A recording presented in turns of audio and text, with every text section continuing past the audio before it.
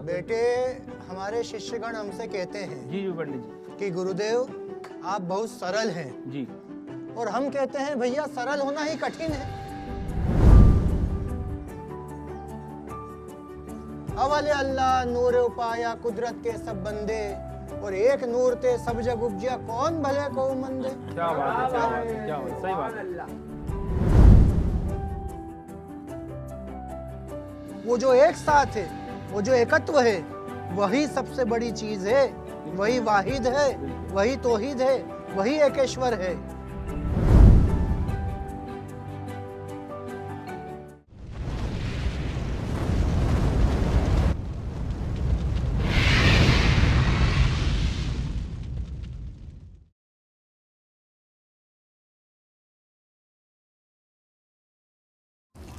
बैठो बैठो चड्डा साहब, बैठ जाओ। हाँ भजिए तो बहुत अच्छे दिख रहे हैं बनाए। हाँ इस्माइल भाई, और कितने महीने लगेंगे साइकिल में? अरे मियाँ, मैं तो जब जहन्नुम में जाऊंगा तो मेरे जनादे के साथ ही जाएगी ये साइकिल। कर कुराओ, छुट्टी करो, रोज आता परेशान करता है वो। ये दूसरा काम नहीं रहता है तो मैं भी कभी क्या करता हूँ इसमें, कभी क्या करता हूँ। तुम भी फोकट न छुराई फोकट, कौन? जो जिसकी साइकिल। हाँ वो तो खैर क्या करे मियाँ, क्या रखा है जिंदगी में। आज बहुत क्या अच्छा। भजिया भजिया बनाए क्या जनाब? हाँ, आज भजिए बनाए थे। अच्छा। आपने खाए? हाँ नहीं वही, अरे लिए लिए लिए लिए। लीजिए। खाइए, अभी कभी कभी बना रहे हैं, अपन धीरे धीरे करके अपना काउंटर बढ़ा रहे हैं। हाँ हाँ नहीं सही है। अरे समोसा कचौड़ी बनाने लग जाओ यार। बिल्कुल, यहाँ पर एक कांच का शोकेस रखने की इच्छा है अपनी, उसके अंदर समोसा कचौरी सब कुछ, उसके ऊपर पोहा। हाँ शेजवान की चटनी। अब जलेबी बनाना आती नहीं हमको भैया, सीधी सीधी बनती, अरे ये टेढ़ी मेढ़ी पंचर वाला बनती नहीं। बना देगा ना क्या? जलेबी, अरे सब जानता है। हमारे दया भाई तो इतने शरीफ है कि जलेबी भी बनाएंगे ना तो सीधी बनेगी, टेढ़ी नहीं बनेगी। हाँ समझे चड्डा साहेब? हाँ हाँ, तुम बहुत पानी में ट्यूब निकालते हो, हमने भी देखा है तुमको। हाँ, एक की जगह दो बताते हो, दो छेद हो रहे। एक दिन चले आएंगे उस परम पिता परमेश्वर मालिक के पास। देखो यार, क्या है, आप हमारे इस्माइल भाई, आप हमारे विश्वास भाई, मैं स्वयं दया, ये हमारे चड्डा जी, यानी पूरा भारत जो है एक साथ इकट्ठा होकर बैठा है। समझ रहे हो बात को? वो तो है। हैं, हम सब अलग अलग हैं, बाकी हम एक हैं। अब क्यों? बंदों के रास्ते अलग अलग है, लेकिन पहुंचना तो सबको एक जगह। परम पिता परमेश्वर के वहीं पर है। हाँ। किसी का रास्ता ये है, कोई नमाज पढ़ता है, कोई चर्च में जाता है, कोई मंदिर में जाता है। कोई गुरुद्वारा भी जाता है। हाँ हाँ, चड्डा साहब गुरुद्वारा भी जाता है। हाँ। धर्म और जाति के नाम पे बटे हुए हैं, बाकी हमें एक वाह ही वाह है। बस चड्डा साहब, वाहे गुरु दा खालसा, वाहे गुरु जी की फतेह, फतेह। जय यीशु। और हमारी इसी कमजोरी का फायदा तो लोग उठाते आ रहे हैं। पहले अंग्रेजों ने हमको आपस में धर्म के नाम पे लड़ाया। हाँ। अब आजकल के नेताओं को देख लो, कोई बोलता है ये कौन है, कभी कोई बोलता है ये कौन है। सब फालतू की बातें हैं क्यों सारी, चड्डा साहब? समझ समझ का फेर है, कोई अलग अरे नहीं है। सब फालतू की बातें हैं, ये नेता लोग अपना उल्लू सुने करने के लिए सबको बेवकूफ बनाते रहते हैं। हाँ, ये प्रलोभन देते हैं, वो प्रलोभन देते हैं, और होता कुछ नहीं है, वायदों का कुछ भी नहीं होता है, सब ऐसे ही। नहीं नहीं, कोई किसी पर विश्वास नहीं करना भैया। आज के दुनिया में तो ऊपर वाले पे विश्वास करो, बस बस उससे रोजी रोटी चल रही है, उससे दाल की चल रही है। क्यों दया भाई? अरे, जब ऊपर वाले ने बनाने में फर्क नहीं करा, सब एक जैसा है, हाँ, सही बात तो फिर हम कौन होते हैं फर्क पैदा करने वाले? तेरा बात। खून मेरा खून लाल ही है। सही बात है, सही बात हाँ, हैं? और आम आदमी को बेचारे को कमाने खाने से फुर्सत फुर्सत ही नहीं, कहाँ है धर्म और जाती धर्म के नाम पे कहाँ जाएगा लड़ने के लिए कि हाँ, मंदिर हाँ। तोड़ दूं, मस्जिद तोड़ दूं, ये बनाऊं वो बनाऊं। नहीं नहीं नहीं, सब फालतू की बातें हैं भाई, हम सब इकट्ठे ऊपर वाले के पट्टे। नहीं पर दया भाई, दुनिया में कई लोग ऐसे होते हैं जो ऊपर वाले पे विश्वास भी नहीं करते। है नास्तिक कहीं है, लोग कहीं हैं, है, कहीं बिल्कुल लोग- नास्तिक है, जिनको कहीं लोग हैं। 1% चड्डा विश्वास साहब, नहीं है। मैं भी पहले बहुत भजन पूजन सब करता था, अरे लेकिन एक बात पता नहीं क्या विश्वास उड़ा तो कुछ नहीं। अरे जय हो भैया, जयराम जी की। और भाईजान अस्सलाम वालेकुम रहमतुल्लाहि व बरकातहू। जय हो, कल्याण हो, सत श्री अकाल वाहेगुरु जी। जय हो पंडित जी महाराज, जय शिव भगवान, जय हो, कल्याण हो। और बेटी है पंडित, जय हो, जय हो, अरे एक बेहतरीन चाय बनाओ पंडित बिल्कुल, जी के बिल्कुल, लिए। सभी के लिए ये चाय। कि नहीं गरम वाले? जय हो भैया। भजिए भी गरम है, सब अल्लाह का करम है। अरे वाह वाह, क्या बात है पंडित जी, बाकी आपके मुख से ये सुना कि भैया आपने भाईजान को अस्सलाम कहा, हाँ हाँ, भाई को नमस्कार करा, और सरदार जी को, अपने पाजी को आपने सत श्री अकाल करा, और मुझे जेसु करा। मतलब पंडित जी मजा आ गया। बेटे, हमारे शिष्यगण हमसे कहते हैं जी जी पंडित जी। कि गुरुदेव आप बहुत सरल हैं जी और हम कहते हैं भैया सरल होना ही कठिन है। और सरल हो जाओ तो कठिन कुछ नहीं है। अब हमने भाईजान को अस्सलाम अलैकुम व रहमतुल्लाहि बरकातहू कहा, पंडित जी से जय राम जी की जय श्याम जी की कर ली, चड्ढा जी से वाहेगुरु सत श्री अकाल कर लिया, आपसे जय यीशु कर लिया, तो जो जो कर लिया उसमें उसी का तो शुभ नाम धर लिया। अरे क्या बात है। क्योंकि चड्ढा जी वाहेगुरु जी ने फरमाया कि एकस के हम बारिक अवले अल्लाह नूर उपाया कुदरत के सब बंदे, और एक नूर ते सब जग उपजिया कौन भले को मंदे। क्या बात है। शुक्रिया शुक्रिया। और भाईजान क्या शुभ नाम इसमें गिरामी? इस्माइल भाई। इस्माइल भाई, जय हो इस्माइल भाई। ना पंडित उस अल्लाह पाक ने, शुक्रिया बेटे, धन्यवाद, थैंक यू। उस अल्लाह पाक ने जैसे यहाँ सब अपने पड़ोसी बैठे हैं ना, ऐसा उस कुरान पाक में फरमाया है कि अगर तुम्हारे घर का आसपास का 40 घरों तक भी अगर कोई भूखा है तो तुम्हारे ऊपर वो पहला निवाला भी हराम है। उस परवरदिगार ने ये नहीं बताया कि हिंदू पड़ोसी, मुस्लिम पड़ोसी, सिख पड़ोसी, ईसाई पड़ोसी, जैन पड़ोसी, बौद्ध पड़ोसी, यहूदी पड़ोसी, पारसी पड़ोसी, वहाबी पड़ोसी या कोई अन्य पड़ोसी। परवरदिगार ने, उस रब्बुल आलमीन ने तो सब पर रहमत करते हुए यह हुक्म दिया है कि अगर तुम्हारा पड़ोसी भूखा है तो तुम पर वो पहला निवाला हराम है। अगर कोई पड़ोसी बेलिबास है तो तुम्हारा बालिबास होना भी फिर कैसे जायज हो सकता है। और यही रामायण जी बताती है, यही बताता है हर धर्म ग्रंथ कि परहित सरिस धर्म नहीं भाई, और पर पीड़ा सम नहीं अधमाई। और इसीलिए कहते हैं कि तुलसी संत सुअंब तरु फूले फली परहेत, जितते ये पाहन हनत उतते ही फल देत। प्रभु यीशु भी यही समझाते हैं कि ये दुनिया के थके मांदे बेसहारा गरीब टूटे हुए लोगों, मेरा द्वार तुम्हारे लिए सदा खुला है। तुम मेरे पास आओ, मैं तुम्हें राहत दूंगा, मैं तुम्हें शांति दूंगा, मैं तुम्हारा उद्धार करूंगा। और परमपिता परमात्मा हम सबको कितना चाहते हैं कि उन्होंने अपने इकलौते पुत्र को हमारे लिए धरती पर भेज दिया। कौन सा ऐसा धर्म, कौन सा मजहब, कौन संप्रदाय, कौन सी कौम है, कौन सी पवित्र पुस्तक है, चाहे वो रामायण हो, गीता हो, पुराण हो, कुरान हो, गुरु ग्रंथ साहिब हो चड्ढा जी, बाइबिल हो, एंजिल हो, जेंदावेस्ता हो, सब तो यही समझाते हैं जियो और जीने दो, प्यार बांटते चलो, एक दूजे का सहयोग करो, पारस्परिक सहयोग करो, क्योंकि हम सब एक दूजे के लिए बने हैं। जो मेरा है वो तेरा है, इट्स नॉट माइन इदम न मम। यही भावना है। मनुष्य एक सामाजिक प्राणी है, समाज के बगैर वो रह नहीं सकता। बिल्कुल। हाँ, वो अकेले में कूद जाएगा, वो हो जाएगा, वो सब खराब हो जाएगा, दिमाग उसका खराब। ये जो रेनबो होता है ना, हाँ वही इंद्रधनुष, जी जी पंडित जी, ये बेटा 7 रंगों से मिलकर बना है। सातों ही रंग समान रूप से आदरणीय हैं, सबकी अपनी अपनी रंगत है, अपनी अपनी छटा है। अगर वो ये कहे कि मैं पहले नंबर पर आऊंगा तो 7 के साथ झगड़ने लग जाएंगे बेटा। लेकिन जब एक क्रमबद्धता के साथ, एक यूनिफॉर्मेशन के साथ जब वो एकत्रित होते हैं, जब एकजुटता होती है, जब पारस्परिक एकता होती है, तब जो इंद्रधनुष आता है ना, तो कितने ही थके मांदे हो, कितने ही दुखी पीड़ित हो, अगर उनके समक्ष में वो इंद्रधनुष, प्रकृति का वो नजारा, वो कुदरत का उपहार, वो परमात्मा का आशीर्वाद जब उत्पन्न होता है तो मन में सरस भाव जागृत होता है, हर्षित होते हैं, प्रफुल्लित होते हैं। उस उत्फुल्लता को देखते ही बनती है। वो तब हो पाता है जब उन 7 रंगों में एकता है कि हमें एक साथ चलना है, एक साथ नुमाया होना है, एक साथ पोशीदा होना है, एक साथ जाहिर होना है। वो जो एक साथ है, वो जो एकत्व है, वही सबसे बड़ी चीज है, वही वाहिद है, वही तौहीद है, वही एकेश्वर है। वरना तो हम सब उस महानता को इस भूमंडल पर जीते हैं जिसे कह सकते हैं विविधता में एकता, अनेकता में एकता नहीं, विविधता में एकता। भिन्न भिन्न होकर के जब एक रूप होता है तब जो सुंदर गुलदस्ता तैयार होता है, उसकी रंगत, उसकी छटा, उसकी सुरभि, उसकी महक देखते ही बनती है।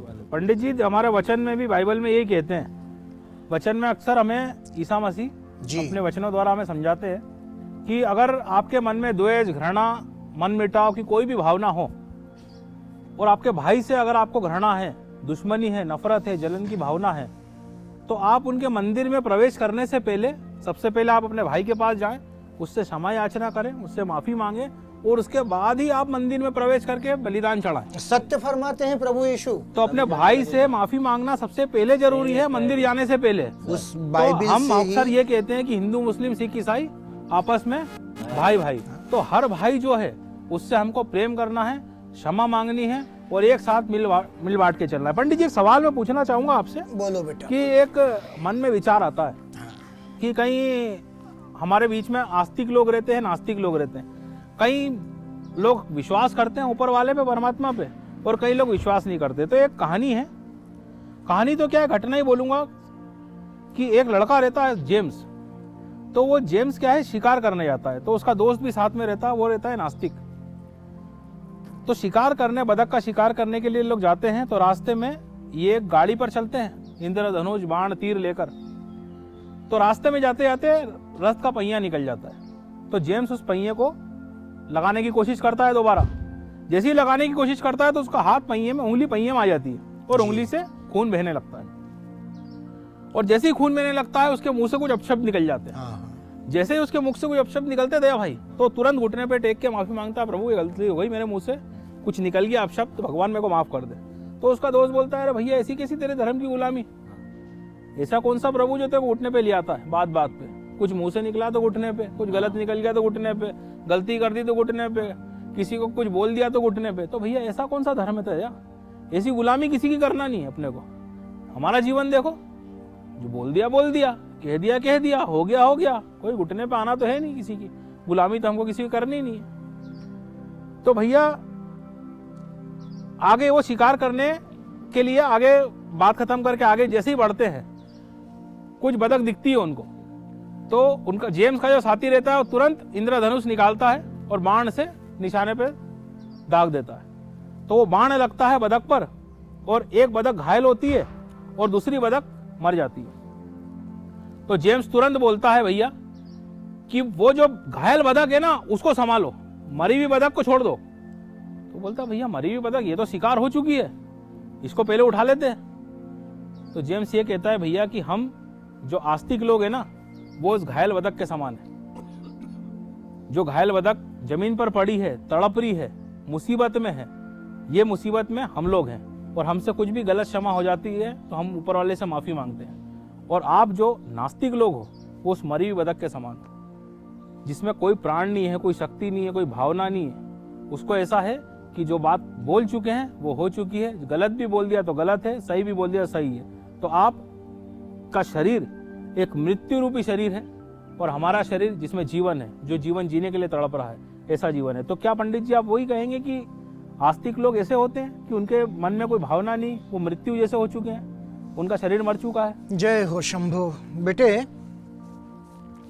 सर्वप्रथम तो जिसको 1% भी अपने ऊपर एतबार है, विश्वास है, भरोसा है, जी पंडित। बिलीव है, ट्रस्ट है, वो सब आस्तिक हैं।